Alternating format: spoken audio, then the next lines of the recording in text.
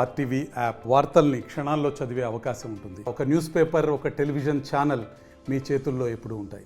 వెనకబడ్డ నియోజకవర్గంలో మొట్టమొదటిగా అనకాపల్లి పార్లమెంట్లో గుర్తొచ్చే నియోజకవర్గం ఏదైనా ఉంటే మన మాడుగుల నియోజకవర్గం.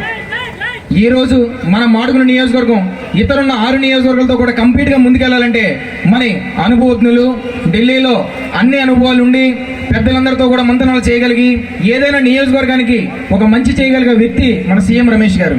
అటువంటి వ్యక్తి ఈరోజు మనందరం కూడా సీఎం రమేష్ గారు ఇక్కడికి ఓటేస్తే అక్కడ నరేంద్ర మోడీ గారిని మనం 3వ ప్రధానమంత్రిగా చేయగలం. ఈ అదృష్టం మనకి ఈసారి కల్పించారు.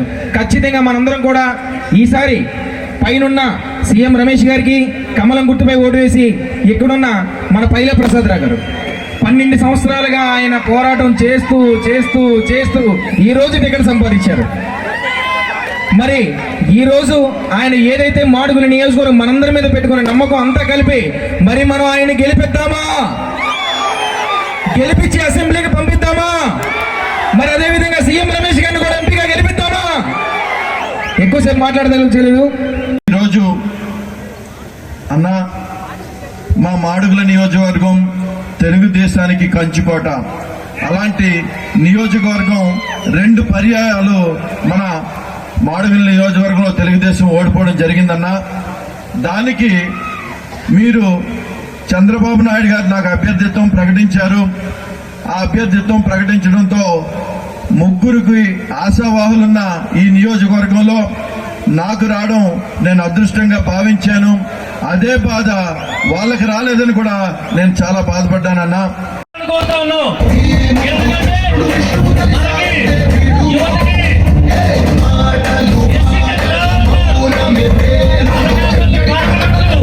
ఎందుకంటే మాడుగుల నియోజకవర్గ ఎమ్మెల్యే గుడిలో దళదళ పుట్టాలంటే క్లాప్స్తో మీరు చేయాలి. అది మీరు సభగా ఉండొద్దు.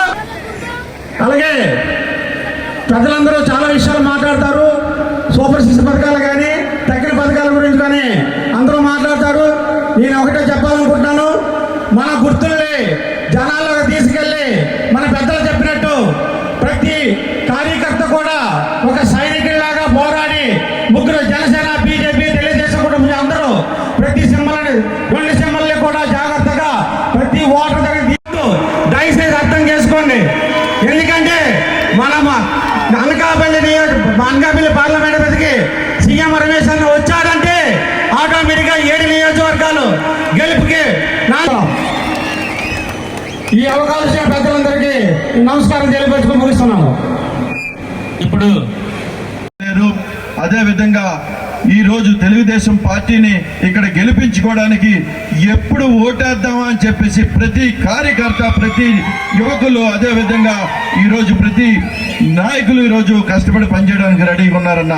ఇక ముఖ్యంగా నియోజకవర్గం ఈరోజు ఎంతో ఆర్థికంగా వెనుకబడుతూనే ఉన్న నియోజకవర్గం. ఇక్కడ మాకు యువతకి ఉద్యోగాలు లేవు, రైతులకి సరైన పంట ధరలకి ఈరోజు ధర వచ్చి ఇచ్చే పరిస్థితి లేదు, ఒక టెక్నికల్ కాలేజీ లేదు. ఇంకా చూసుకుంటే ఇక్కడ రోడ్డు కనెక్టివిటీ 4 మండలాలను కలుపుతూ ఒక రోడ్డు కనెక్టివిటీ లేదు. అదేవిధంగా ఈ 2 పర్యాయాల్లో ఈ బూడి ముత్యాల నాయుడు ఎక్స్ప్లెనేషన్ ఇవ్వాలి. ఎందుకంటే నియోజకవర్గ ప్రజలు ఈరోజు మీరు ఎంతో బాధపడ్డారు మా నియోజకవర్గాన్ని తీసుకురావడానికి టైం పట్టిందని. కానీ అది ఒక ఆవశ్యకత ద్వారా, ఎంత ఆవశ్యకత ఉందంటే మీ అందరికీ తెలియజేయాలి ఈ సభ ద్వారా. ఈరోజు మాకు ఈ సర్దుబాట్లు జరపడానికి 15 సంవత్సరాలు సుదీర్ఘ నియోజకవర్గాన్ని సేవ చేసిన రామానాయుడు గారిని వదులుకోవడానికి కార్యకర్తలు అంత ఎక్కువగా సిద్ధం లేరన్నా. అలాంటి రామానాయుడు గారిని వదులుకొని రావడానికి ఎంత టైం పట్టిందన్నా. అంతే తప్ప తెలుగుదేశం కార్యకర్తలు తప్పు చేయడానికి మాత్రం ఏమాత్రం కూడా సిద్ధంగా లేరు. 2024లో మాడుగుల నియోజకవర్గంలో తెలుగుదేశం పార్టీని అక్కడ మిమ్మల్ని గెలిపించుకోవడానికి ప్రతి కార్యకర్త ఈరోజు ఉన్నారని చెప్పేసి మీకు చెప్తా ఉన్నా. ఇక్కడ ఉండే ముత్యాల నాయుడిని, వారి కుటుంబ సభ్యుల్ని ఓడించాలని ఎంత కసిగా ఉన్నారో నాకు అర్థమైపోయింది. ఈ కాన్స్టిట్యున్సీ ఎందుకు ఆలస్యమైందంటే 15 సంవత్సరాలుగా రామానాయుడు నాకు తెలుసు. రామానాయుడు కూడా ఈ సార్లు పోటీ చేసి ఒకసారి గెలిచి 2 సార్లు ఓడిపోయారు. సరే పార్టీ అన్ని రకాలుగా ఆలోచన చేసి ఇక్కడ పైలా ప్రసాద్ను అభ్యర్థిగా నిర్ణయించడం జరిగింది. రామానాయుడు నా దగ్గరకు వచ్చాడు.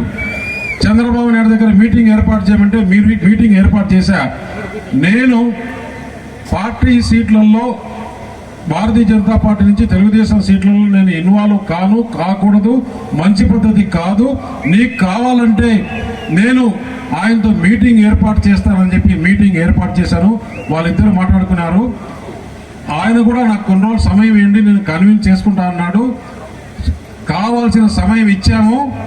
కాకపోతే అంతిమంగా పార్టీ ఫైనల్గా ఈరోజు కాదు, దాదాపు 20 రోజుల కిందటనే పైలా ప్రసాద్ను అభ్యర్థిగా నిర్ణయించడం జరిగింది. చెప్పమనండి, చెప్పి ఓటు అడగమనండి. లేదు, ఈయన ముఖ్యమంత్రి దగ్గర పోయి కూర్చొని పని చేయించుకోలేడు, ఈయన పోయి ఇంకేం చేస్తాడని చెప్పేసి ముత్తాల నాయుడు మనకు పోటే కాదు, ఆల్రెడీ ప్రజలు కంపేర్ చేసుకుంటున్నారు.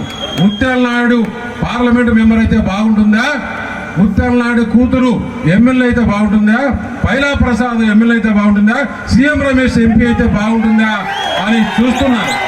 కాబట్టి మనకెక్కడ పోటీ కూడా కాదు. 10 సంవత్సరాలు ఇక్కడ ఏదైతే అభివృద్ధి కుంటు పడిందో, నేను మాడుగుల ఈరోజు డయాస్ పైన మీకు మాట ఇస్తున్నా, ఒక్క అవకాశం నాకు పార్లమెంట్ అభ్యర్థిగా ఇవ్వండి.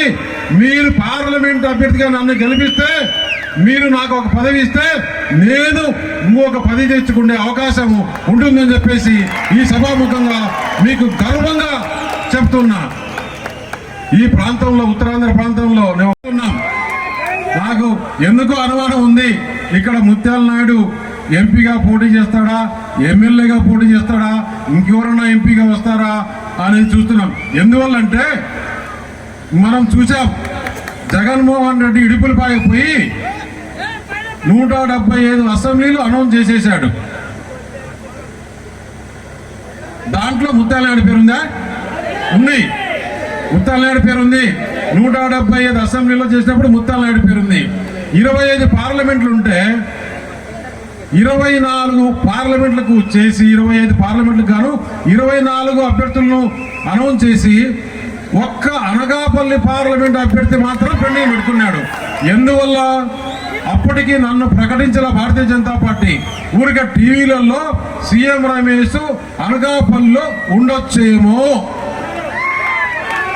అప్పుడు జగన్మోహన్ రెడ్డికి ఏం గుర్తు వచ్చింది, అమ్మో ఇతను పోతే మనం ఎటు ఏం చేయాలి, ఎందుకంటే వీళ్ళు సత్యవతికి మాట ఇచ్చారు, ఉండే ఎంపీకే మాట ఇచ్చారు. ఎప్పుడైతే నా పేరు వచ్చిందో అప్పుడు ఆయనకి ఏం కలిగిందంటే, ఒక్కడురా మగాడు, మా కుటుంబాన్ని ఓడించింది సీఎం రమేష్. మీకు ఒక విషయం చెప్పాలి, అక్కడ పులివెందుల్లో వార్డు మెంబర్ కానీ, సర్పంచ్ కానీ, ఎంపీటీసీ కానీ, జెడ్పీటీసీ కానీ, ఎమ్మెల్యే కానీ, ఎంపీ కానీ, జిల్లా పరిషత్ కానీ ఏది కూడా వాళ్ళ కుటుంబ సభ్యులు ఇంతవరకు ఓడిపోలా. 2014లో మన ప్రభుత్వం వచ్చిన తర్వాత ఒక MLC election, local body election జరిగింది. 5 సార్లు ఎమ్మెల్యే అయినాడు ఈ ప్రసాద్. నా కాంబినేషన్ లో కూడా అదే విధంగా అయితే ఏమాత్రం అనుమానం లేదు. ఈ రోజు ఇక్కడ వచ్చిన జనం చూస్తే నాకు వచ్చిన సర్వేల కన్నా ఇంకా ఎక్కువ మెజారిటీతో ఈ 7 నియోజకవర్గాల్లో మాడుగుల్లో నుంచే ఎక్కువ మెజారిటీ తీసుకొని వచ్చేస్తాం, ఏమాత్రం లేదు. కాకపోతే మీరు చేయాల్సినంత కూడా మొట్టమొదటి ఓటు కమలం గుర్తుకిస్తారు. ఇది కమలం గుర్తు. కమలం గుర్తుకు ఇంతకుముందు ప్రొఫెసర్ గారు చెప్పినట్లు ఎక్కువ వయసు ఉండే వాళ్ళకి, మహిళలకి మరిన్ని వీడియోస్ కోసం ఛానల్ ని సబ్స్క్రైబ్ చేయండి. లేటెస్ట్ అప్డేట్స్ కోసం వాట్సాప్ ఛానల్ ని ఫాలో చేయండి. అండ్ లింక్ డిస్క్రిప్షన్ లో ఉంది.